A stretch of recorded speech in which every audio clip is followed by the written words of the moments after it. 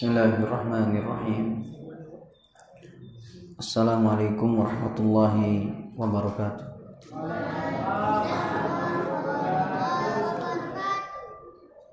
Innal hamdalillah nahmaduhu wa nasta'inuhu wa nastaghfiruh wa na'udzu billahi min shururi anfusina wa sayyiati a'malina may yahdihillahu fala mudilla lahu wa may yudlil fala hadiya lahu.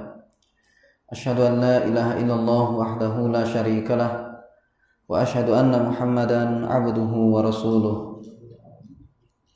Qala Allah Ta'ala, ya ayyuhalladzina amanu taqullaha haqqa tuqatih wa la tamutunna illa wa antum muslimun. Amma ba'du, fa inna asdaqal hadithi kitabullah wa khairal huda huda Muhammadin sallallahu alaihi wasallam wa syarrul umuri muhdatsatuha fa inna kulla muhdatsatin bid'ah wa kulla bid'atin dhalalah wa kulla dhalalatin finnar. Alhamdulillah, jemaah sekalian, kembali kita bisa melanjutkan kajian kita, yakni kitab Al-Adabul Mufrad karya Al-Imam Al-Bukhari rahimahullah, yang mana kitab ini adalah merupakan kitab yang berisi hadis-hadis yang berkaitan dengan adab atau yang kita sebut dengan etika. Kita masih masuk pada bab yang ke-77, yaitu babun kun lil yatimi kal abir rahimi. Bab pembahasan tentang menjadilah terhadap anak yatim seperti kepada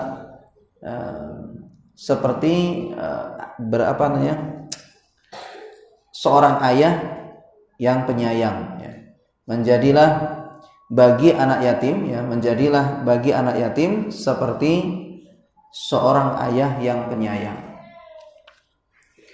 Baik, kita sudah sebutkan jemaah sekalian beberapa hadis, ya.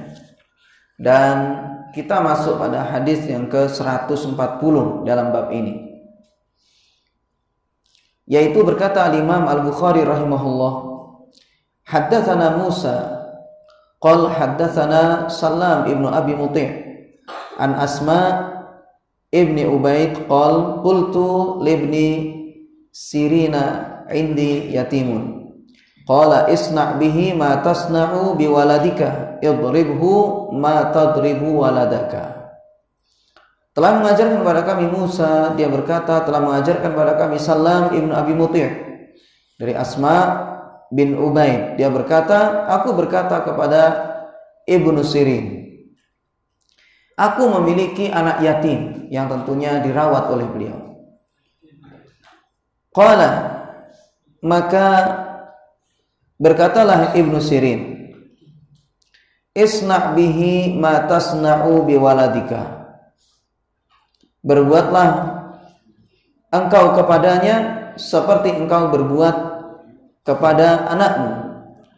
Idribhu ma tadribu waladaka. Pukullah dia seperti engkau memukul anakmu, ya.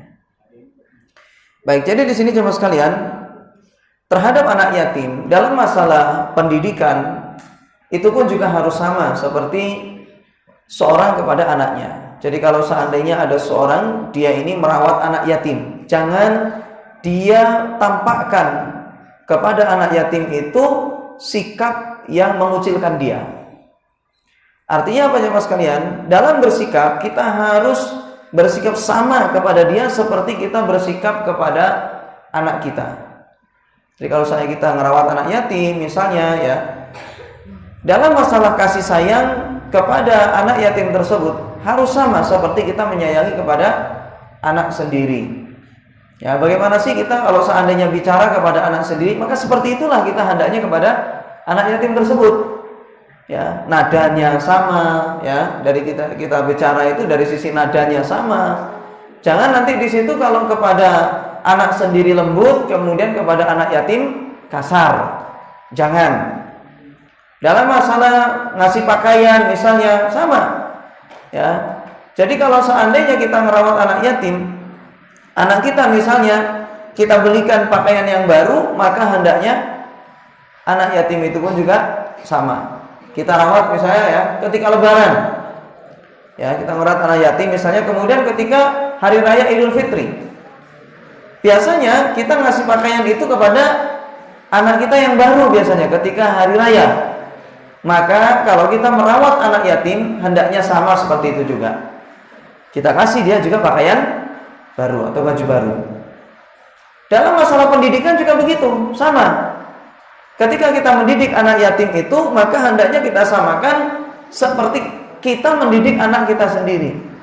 Jangan nanti di situ kalau seandainya kita mendidik anak kita, ya kita masukkan ke sekolah favorit misalnya, kemudian anak yatimnya kepada yang swasta.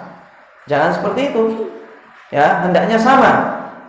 Ya, kalau memang kita mampu kepada sekolah atau pendidikan pesantren misalnya yang memang di situ terbaik, ya maka berarti kita hendaknya kepada anak yatim juga seperti itu. Dalam masalah pendidikan jangan dibeda-bedakan.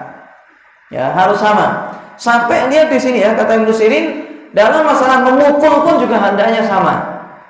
Kalau memang kita memukul kepada anak kita tatkala dia bersalah, anak yatim pun juga sama. Kalau memang kita misalnya memukulnya kepada anak kita keras, maka kepada anak yatim juga keras. Sebagaimana ketika kita memukul anak kita misalnya dengan pelan, maka hendaknya ketika memukul anak yatim itu juga pelan. Jadi hendaknya sama. Ya, dalam masalah pendidikan ini. Ya, kadang memang yang namanya anak itu jemaah sekalian, bentuk pendidikannya kan ada kalanya dengan memukul, kan begitu. Kadang dipukul. Ya, memang kalau memang itu dibutuhkan dengan syarat-syaratnya tentunya. Ya. Maka ketika kita memang pada saatnya untuk memukul, harus kita samakan seperti kita memukul kepada anak kita. Ya, jadi jangan masalah sampai seperti itu. Masalah memukul saja hendaknya sama. Ya, jangan dibedakan. Gitu. Jangan nanti di situ kalau memukul anak kita pelan, kemudian anak yatimnya keras. Jangan. Ya, bahkan masalah keras pun sama. Anak kita keras berarti anak yatimnya juga keras. Sama kayak gitu. Ya. Ya, jadi dalam masalah pendidikan, bersikap, tutur kata, kasih sayang kepada anak yatim hendaknya sama seperti kita kepada anak kita. Jadi seperti itu. Ya. Jadi jangan dibeda-bedakan.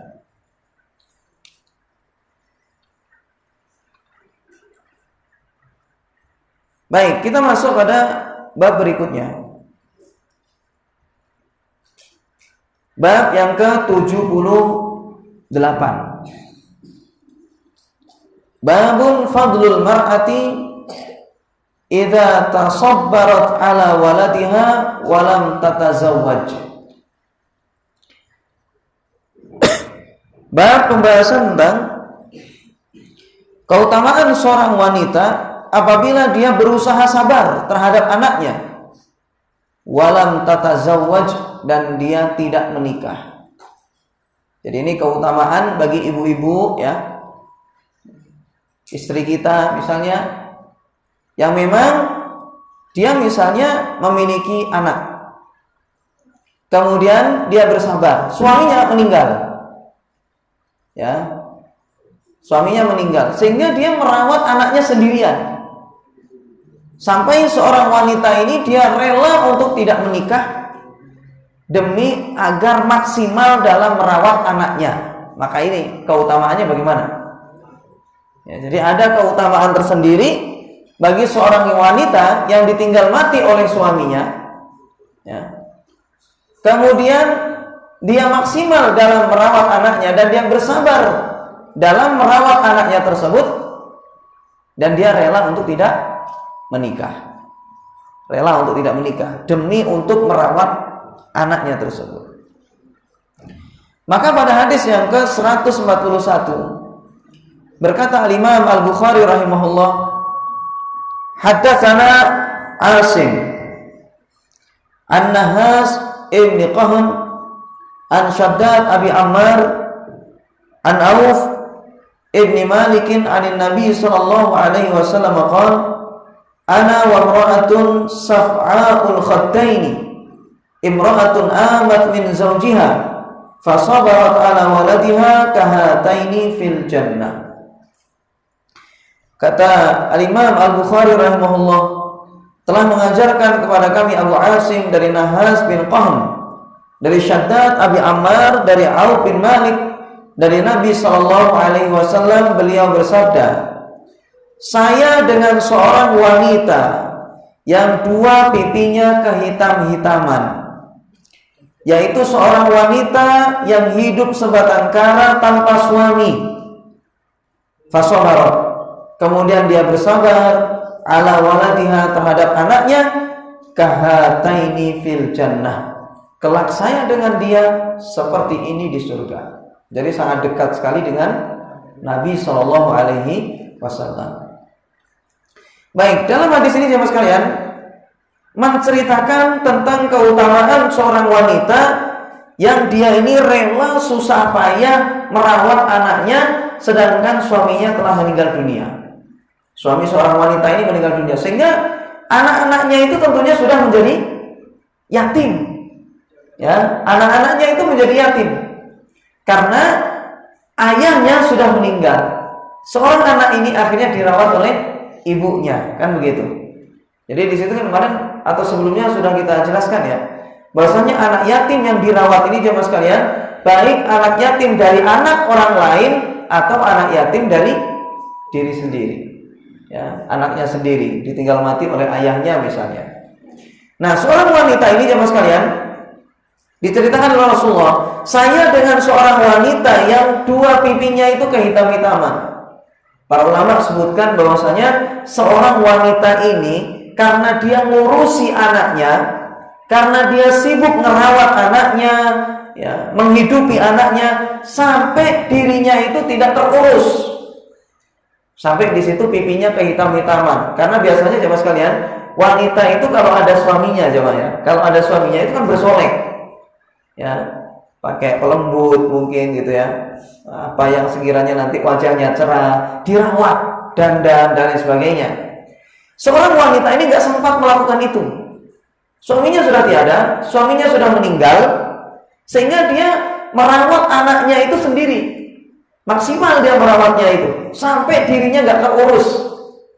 Rasulullah di situ kasih gambaran sampai pipinya itu kehitam-hitaman. Ya, kalau bahasa kita itu sampai korek. Tahu korek cuma ya? Kamu Arab kenal nggak korek itu? Kenal ya? Nah ini. Jadi sampai dia itu nggak urus pipinya aja, nggak sempat dia bersihkan. Karena saking dia itu sibuk menghidupi anak-anaknya, sibuk mendidiknya, ngasih makan misalnya, atau merawat bagaimanapun juga. Pokoknya sibuk ngurusi anaknya itu sampai dirinya tidak terurus. Namun dia bersabar. Ya, kata Rasulullah, ya, imra'atun amat min zawjiha, seorang wanita ini ditinggal mati oleh suaminya, dia sebatang kara. Fasabarat ala waladiha. Tetapi seorang wanita ini dia mampu bersabar dalam mendidik dan menghidupi anaknya. Sabar dia itu. Dan dia tidak menikah. Ya, seorang wanita ini tidak menikah.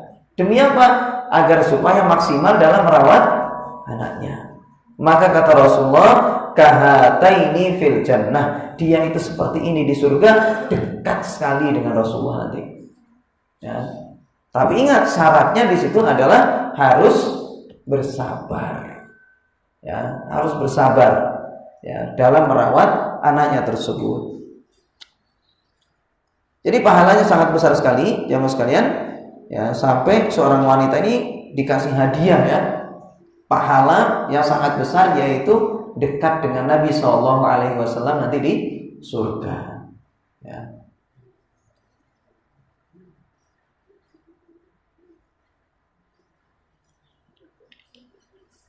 Baik, bab berikutnya.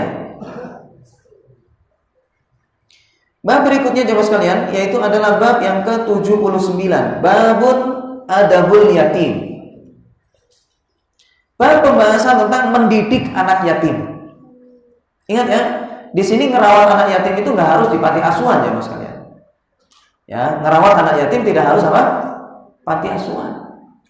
Ya, ada anak yatim misalnya kita rawat, dan ingat bahwasanya anak yatim itu adalah anak kecil belum balik, ditinggal mati oleh siapa kira-kira?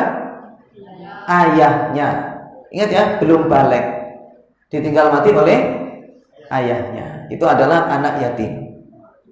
Nah, di sini disebutkan yaitu adalah bab pembahasan tentang mendidik anak yatim. Ingat bahwasanya ngerawat anak yatim, mendidik anak yatim itu nggak harus di panti asuhan. Nah, ada anak yatim misalnya kita yang menghandle, mengkafil, kita yang merawat. Baik anak yatim itu kerabat sendiri atau orang lain. Apalagi kerabat sendiri ya, itu lebih lagi hendaknya kita rawat itu. Ya. Jadi keponakan kita misalnya ya, di situ bapaknya udah meninggal, kemudian kita rawat. Misalnya itu keponakan kita, atau misalnya memang adik-adik kita. Ya, misalnya bapak kita meninggal, kita punya adik-adik kecil-kecil misalnya ya, ini contoh ya. Kita rawat mereka ini, adik-adik, saudara-saudara kita itu. Saudara atau saudari-saudari kita. Bapaknya misalnya sudah meninggal ya, tapi kita punya adik-adik, kemudian kita rawat. Kita didik mereka itu. Nah, ini termasuk itu. Atau ibu-ibu misalnya tadi itu yang ditinggal mati oleh suaminya kemudian meninggalkan anak, itu sama. Ya, itu lebih lagi untuk dirawat itu hendaknya itu. Jadi yang di dalam hadis ini tentang keutamaan ngerawat anak yatim, di situ nggak harus di panti asuhan. Ingat ini ya, ada anak yatim kita rawat, apalagi itu kerabat kita sendiri. Ya, apalagi itu kerabat kita sendiri, hendaknya kita rawat dia itu dengan baik. Ya.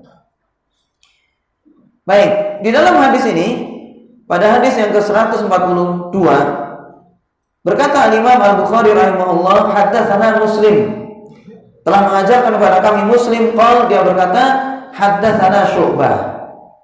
Ya, telah mengajarkan kepada kami Syu'bah an Shumaisah Al-Atakiyah, dari Shumaisah Al-Atakiyah qalat, dia berkata dzukira adabul yatimi 'inda Aisyah radhiyallahu anha.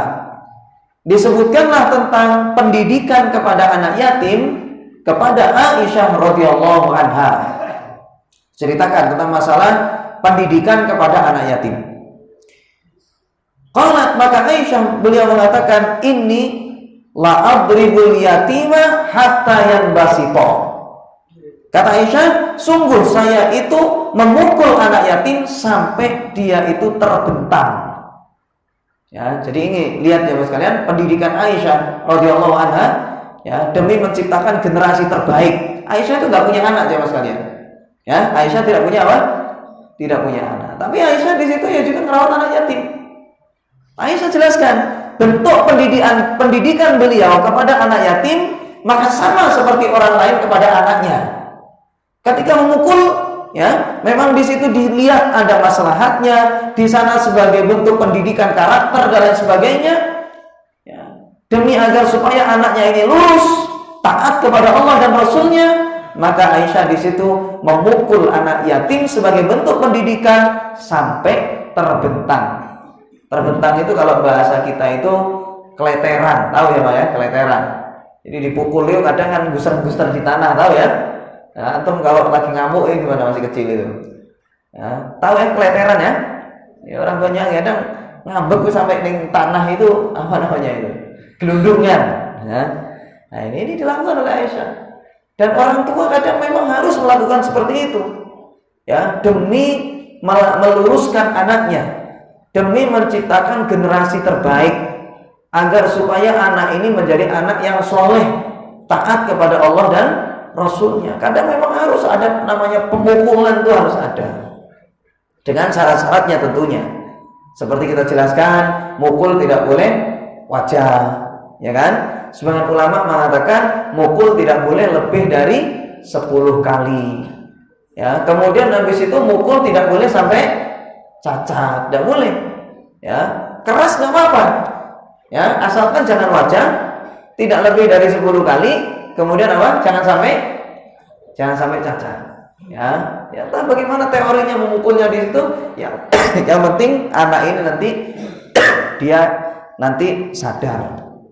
Ya, anak ini sadar dan dia nurut, ya, dengan kata-katanya orang tua dan lain sebagainya. Makanya pernah kita jelaskan bahwasanya Rasulullah perintahkan untuk memukul seorang anak yang sudah umur 10 tahun, tapi dia disuruh sholat tidak mau. Ya, sudah umur 10 tahun, kemudian Nabi suruh sholat, berangkat ke masjid, tidak mau, boleh dipukul. Ya, sudah umur 10 tahun. Kalau umur berapa itu? 7 tahun diapain? Dilatih aja. Ya, umur 7 tahun ya, itu dilatih aja. Muru auladakum ya, wahum abna'u sab'in, kata Rasulullah. Perintahkan anak-anakmu itu untuk mengerjakan sholat ketika umur 7 tahun. Perintahkan sholat sebagai bentuk latihan. Wadribuhum wahum abna'u ashrin. Ya, dan pukullah mereka itu ya ketika berumur 10 tahun. Memang ada pendidikan dengan memukul itu. Suruh sholat gak mau, pukul ya. Tapi para ulama sebutkan, kalau seandainya tidak dengan pukulan sudah berangkat, maka tidak perlu untuk dipukul. Karena sebagian anak kadang baru digertak saja sudah berangkat, nggak boleh ya. Namanya hasil loh gue. Mumpung ada kesempatan, pukuli nggak boleh. Ya, jadi orang tua di situ kalau sudah ngasih nasihat, anaknya berangkat sudah cukup. Kalau memang dimarahi ternyata dia sudah berangkat, biarkan udah, jangan dipukul lagi. Ya, jangan dilanjutkan dengan pukulan. Karena sebagian anak begitu, gertak aja udah berangkat. Itu ya sudah, jangan gak usah dipukul. Tapi kalau seandainya tidak mempan, ya dimarahin tidak mempan, digertak tidak mempan, boleh dipukul, sampat tuh boleh. Ya, pukul. Nah, ini demi agar supaya anak ini selamat dunia dan akhirat. Ya, agar supaya selamat dunia dan akhirat, itu harus ada pemukulan itu kadang.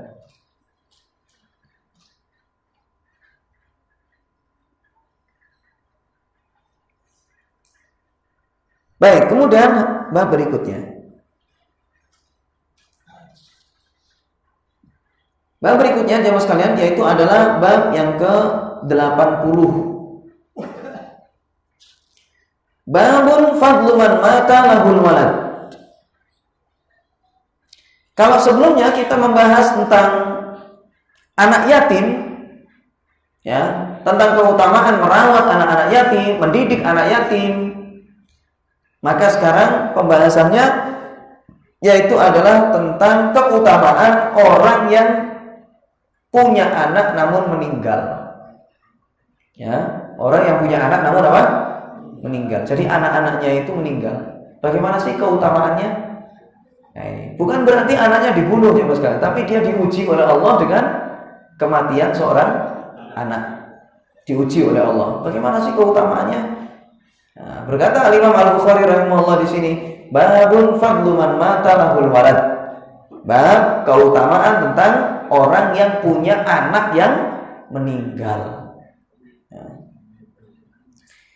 Pada hadis yang ke-143 berkata Al-Imam Al-Bukhari rahimahullah, haddatsana Ismail qala haddatsana Malikun an Ibnu Shihab an Ibnu Al-Musayyib an Abi Hurairah anna Rasulullah sallallahu alaihi wasallam qala la yamutu li ahadin minal muslimina thalathatun minal waladi fatamassahu an-naru illa tahillatal qasami. Telah mengajarkan kepada kami Ismail. Dia berkata telah mengajarkan kepada kami Malik dari Ibnu Shihab, dari Ibnu Musayyib, dari Abi Hurairah. Ya, dari Abu Hurairah bahasanya Rasulullah Shallallahu Alaihi Wasallam beliau bersabda, tidak ada seorang Muslim yang meninggal 3 orang anaknya, kemudian dia disentuh oleh api neraka, melainkan hanya tahillatal qasam, sejenak saja. Singkatnya formalitas. Yang penting dia lewat. Ya. Jadi jemaah sekalian, bayangkan jemaah sekalian di sini ya, keutamaan yang sangat luar biasa bagi seorang yang dia ditinggal mati oleh anaknya, sampai di sini sebutkan 3 anak. Ditinggal mati oleh anaknya berapa? 3 anak. Para ulama sebutkan bahwasanya 3 ini sebenarnya ya bukan batasan. Artinya kalau seandainya yang mati itu 2 sama kena keutamaan ini. Kalau seandainya yang meninggal itu 1 misalnya, anaknya sebenarnya juga kena dalam hadis ini. Keutamaannya sama. Jadi yang namanya 3 itu bukan apa? bukan batasan. Artinya kurang dari itu juga sama. Karena ada hadis-hadis yang lain yang ada indikasi yang mengarah kepada hal tersebut. Disebutkan di sini dalam hadis ini kata Rasulullah, tidak ada seorang pun dari kalangan kaum muslimin yang ditinggal mati oleh 3 orang anaknya. Artinya dia mampu bersabar dengan itu. Ditinggal mati 3 orang tapi dia mampu bersabar. Tetapi fatamassahun nar, dia disentuh oleh api. Maksudnya di situ disentuh apa? Api neraka. Ya karena dosanya, mungkin ada kesalahan dia misalnya di situ, ya. Atau mungkin ada kemungkinan-kemungkinan yang lain yang intinya dia harus terkena neraka. Maka kata Rasulullah, illa tahillatal qasam. Kalau memang itu terjadi, maka masuk nerakanya, tersentuh api nerakanya itu cuma tahillatal qasam. Itu hanya sejenak saja. Sebagian ulama jemaah sekalian menafsirkan begini. Yang dimaksud dengan orang ini terkena api neraka itu jemaah sekalian, yaitu adalah seperti di dalam firman Allah.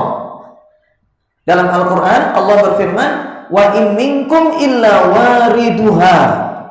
Itu dalam surah Maryam ayat 71. Kata Allah, wa in minkum illa wariduha. Tidaklah dari kalian itu kecuali pasti akan mendatangi api neraka itu semua. Tapi maksudnya di situ adalah di atas sirat. Ngerti sama? Di atas sirat. Nah, semua dari kita itu pasti lewat di atas sirat. Ini menurut sebagian ulama tafsirnya ke sana di situ. Semua dari kalangan kaum muslimin sebelum dia itu masuk ke dalam surga maka harus lewat di atas sirat. Dan ingat ya mas kalian, Rasulullah jelaskan, sirat itu letaknya berada di atas neraka Jahanam. Ya ingat ini, sirat itu dia berada di atas neraka Jahanam. Semua orang pasti lewat di atas itu. Nah, orang yang orang yang ditinggal mati oleh 3 orang anaknya ini, namun dia bersabar, maka dia tidak akan pernah masuk ke dalam neraka kecuali hanya ketika lewat di atas sirat. Ini menurut sebagian ulama. Karena sirat itu berada di atas neraka Jahanam. Dan kalau kita lihat ya mas kalian, ya di dalam hadis itu ya mengerikan sekali yang namanya sirat itu. Ya, jadi dia ini lebih tajam daripada pedang. Dan bahkan dia itu dahdun muzillah. Ya, muzillah itu menggelincirkan. Sebagian ulama menafsirkan maksudnya sirat itu adalah dia sesuatu yang sangat tajam dan juga licin. Licin sekali. Makanya di situ kan ada sebagian orang itu lewat sebentar langsung jatuh kan gitu. Saking tajamnya ada sebagian orang yang sampai tercabik-cabik lewat di atasnya itu. Karena apalagi di situ juga ada kalalib. Kalalib itu pengait-pengait. Jadi orang yang lewat di atas sirat ini jemaah sekalian, maka ada nanti di situ pengait-pengait. Ya. Pengait-pengait yang ujungnya itu tajam.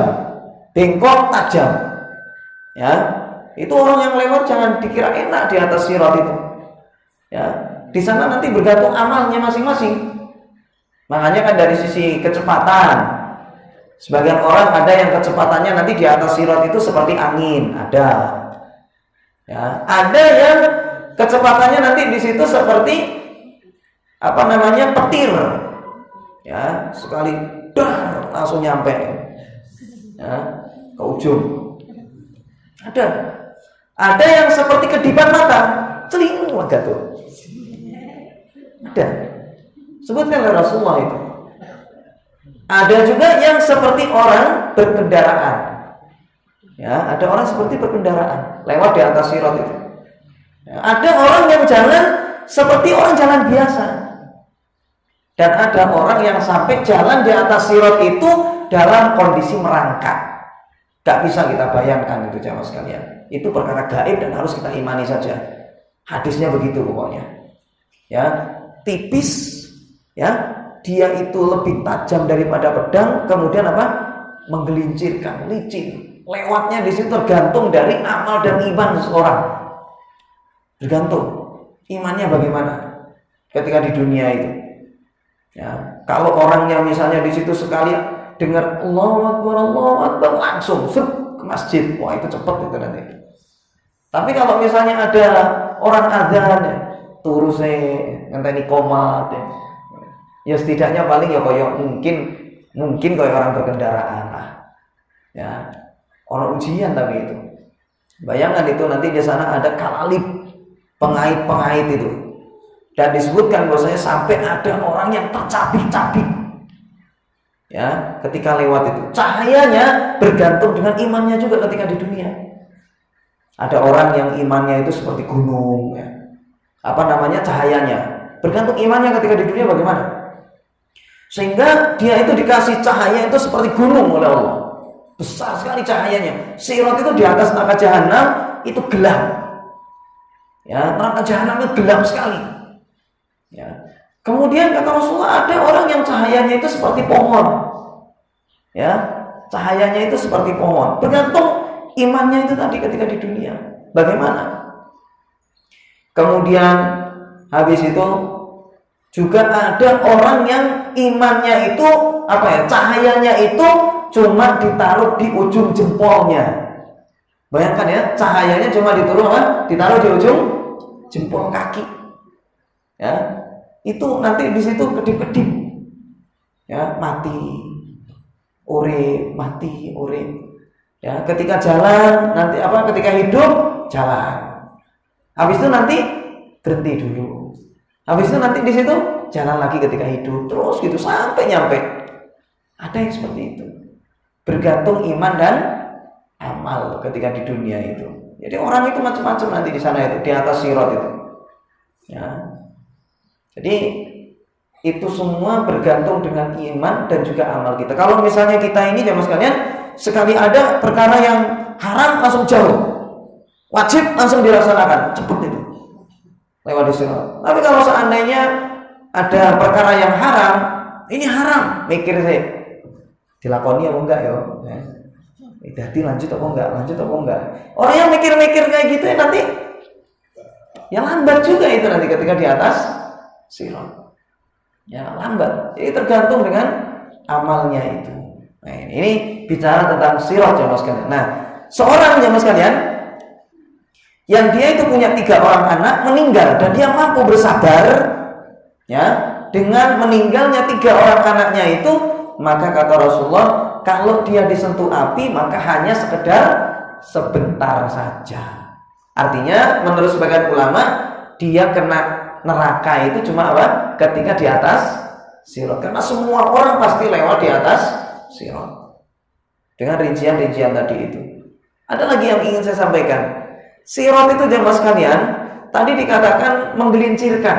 Itu sebagian ulama mengatakan menggelincirkan itu bukan licin, bukan hanya licin tapi dia itu gerak-gerak. Ya, jadi di atas neraka jahanam itu bukan kayak antum lewat di atas jembatan itu yang sering kita lewat, enggak. Tapi dia itu gerak-gerak sehingga membuat orang mudah jatuh. Ya, ada orang munafik yang disebutkan dalam hadis. Ada orang munafik itu dia itu seperti ketika di dunia mereka itu ikut-ikutan orang, di akhirat itu juga ketika di atas sirat juga mengikuti orang beriman. Orang munafik itu jemaah sekalian yang dia itu menampakkan Islam tetapi hatinya menyembunyikan kekufuran. Hatinya benci kepada Islam, secara perbuatan seperti orang Islam. Ikut-ikutan orang beriman. Waktunya orang beriman sholat. Ya, waktunya bulan Ramadan puasa. Waktunya berangkat haji. Bahkan ketika kaum muslimin jihad, perang, mereka pun juga ikut perang. Tetapi dalam hatinya sangat benci kepada Islam. Orang munafik cuma ikut-ikutan kok sama orang Islam, orang beriman. Sholat. Kalau ngapal Quran, baca Quran, ya, ketika belajar ilmu, ya, ketika Rasulullah mengadakan majelis, ya, mereka juga duduk. Ya gitu orang munafik itu, tapi hatinya penuh dengan kekufuran, kebencian kepada Islam. Itu balasannya jemaah sekalian nanti ketika di atas sirat Allah buat orang semacam ini nanti di belakang orang yang beriman. Jadi orang beriman kan punya cahaya ya Pak. Ya, orang beriman itu punya cahaya. Orang munafik itu di belakangnya ngikutin. Ketika di tengah-tengah sirat dia akan ketinggalan dengan orang yang beriman ini. Lewat dulu, dibiarkan sama Allah lewat. Orang beriman sudah jauh, kemudian dia ketinggalan.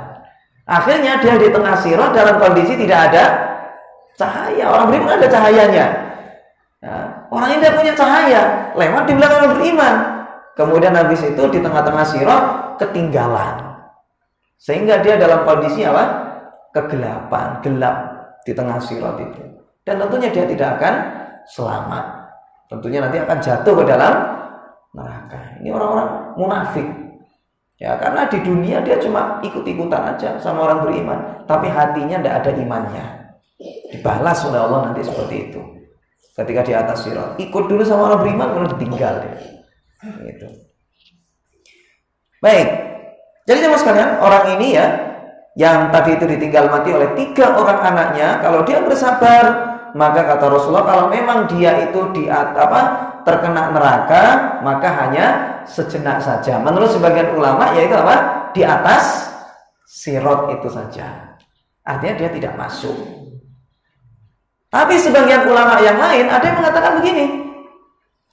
Kalau memang orang ini dia terkena azab karena dosanya misalnya ya, ditinggal mati oleh 3 orang anaknya, dia mampu bersabar tapi masih ada kesalahannya yang belum diampuni oleh Allah.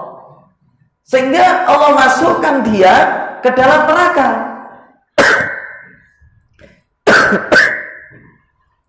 Tetapi nerakanya ini jemaah sekalian, yaitu seperti api yang di zaman Nabi Ibrahim. Bagaimana perkataan Allah kepada api yang buat membakar Nabi Ibrahim? Ya naru kuni bardan wasalaman ala Ibrahim. Kata Allah kepada api yang digunakan untuk membakar Nabi Ibrahim itu, wahai api, jadilah engkau dingin dan selamatkan Ibrahim. Nah, sebagian ulama ada menafsirkan begini. Orang ini kalau memang dia itu masuk ke dalam neraka, memang dimasukkan lewat ke dalam neraka itu, dimasukkan. Tetapi ternyata api yang ada dalam neraka itu tidak panas. Ya. Jadi apinya itu tidak panas. Dia ya terkena jilatan api neraka, tetapi apinya itu beda. Tidak seperti api yang digunakan oleh Allah untuk mengadab orang-orang kafir. Ya. Bayangkan ya, api yang ada dalam neraka yang ada di dunia ini ya, ya. Itu adalah satu bagian dari 70 api neraka. Bayangkan ya, ini cuma yang kita pakai itu ya, buat korek, buat bakar kompor ya. Itu adalah satu bagian dari apa? 70 api neraka. Jadi jauh sekali panasnya itu. Ya, dengan api yang ada dalam neraka. Bahkan kata Rasulullah, dilipat gandakan oleh Allah 69 kali lipat. Ya, api itu semuanya begitu. Di neraka itu panasnya. Nah, jadi nggak ada apa-apanya api yang ada di dunia itu. Nah, tapi jemaah sekalian, orang ini menurut sebagian ulama, dia kalau memang ada dosa yang memang dia belum diampuni dosanya itu oleh Allah, namun karena dia itu punya 3 orang anak yang meninggal dunia dan dia mampu bersabar, maka kalau memang dia masuk ke dalam neraka, maka apinya tidak panas. Ya, karena formalitas saja. Yang penting masuk dalam neraka, formalitas. Tapi apinya tidak panas. Nah, ini menurut sebagian ulama yang lain. Wallahu alam, jemaah sekalian, mana yang paling kuat di antara pendapat tersebut ya, maka ini sama-sama kuat di antara pendapat ini. Ya. Nah ini. Tapi intinya orang ini kalau memang tersentuh api maka hanya formalitas saja. Ya, sejenak. Itu. Ada kalanya hanya di atas sirat. Atau ada kalanya kalau memang masuk maka apinya tidak panas. Tapi ingat, kalau dia sabar. Kalau nggak sabar maka percuma. anaknya meninggal teriak-teriak ya misalnya ya kemudian habis itu jerit-jerit ya itu menunjukkan ketidaksabaran ya kan, meratap ya kemudian habis itu mungkin mecah-mecah barang ya yang semacam ini, maka dia ini berarti tidak sabar orangnya dan dia tidak terkena pahala yang disebutkan dalam hadis ini gitu. Jadi yang kita bahas di sini adalah wanita yang mampu sabar. Ya. Sudah dan? Belum ya? Baik, hadis berikutnya. Hadis yang ke-144. Berkata Al-Imam Al-Bukhari rahimahullah, haddatsana Umar ibn Hafs ibn Ghayyas qala haddatsana Abi an Talq bin Muawiyah an Abi Zur'ata an Abi Hurairah anna imra'atan atatin nabiyya bisabiyyin faqalat ud'u lahu faqad dafantu salasatan faqala ihtazarti bihidharin syadidin minan nar. Telah mengajarkan kepada kami Umar ibn Hafs ibn Ghayyas. Dia berkata telah mengajarkan kepada kami Abi, ayahku, dari Talq bin Muawiyah, dari Abi Zur'ah, dari Abu Hurairah, bahwasanya seorang wanita datang kepada Nabi SAW bisabiyin, dengan membawa seorang anak bayi. Ya, seorang wanita datang kepada Nabi SAW dengan membawa seorang anak bayi. Faqalat, kemudian seorang wanita itu mengatakan, ud'u lahu, ya, kepada Rasulullah. Ya Rasulullah, doakan anak ini kebaikan. Jadi ada seorang wanita datang kepada Rasulullah dengan membawa bayi. Ya. Kemudian habis itu seorang wanita ini bilang sama Rasulullah, ya Rasulullah, doakan kebaikan untuk anak saya ini. Faqad dafantu salasatan. Sungguh saya ini sudah mengubur 3 orang bayi, 3 anak sudah saya kubur, artinya mati 3 orang anaknya itu, dan anaknya yang keempat selamat, kan itu. Kemudian faqala, maka Nabi SAW beliau bersabda, ihtazarti bihidharin syadidin minan nar. Kata Rasulullah, ya, sungguh engkau itu telah memagari diri dengan tembok yang sangat kokoh dari siksa api neraka, karena dia mampu sabar. Ya, sehingga kata Rasulullah, sungguh kamu itu ya telah membentengi dirimu itu dari siksa api neraka ya dengan tembok yang sangat kokoh sekali. Nah, ini sehingga jemaah sekalian, ini adalah kabar gembira ya bagi seorang yang memang diuji oleh Allah, ya, diuji oleh Allah dengan ditinggal mati oleh anaknya, namun dia mampu sabar. Ya, maka nanti di situ ya janji yang Allah berikan kepada dia, yaitu adalah dia akan diselamatkan dari siksa api neraka, dilindungi oleh Allah ya dari siksa api neraka.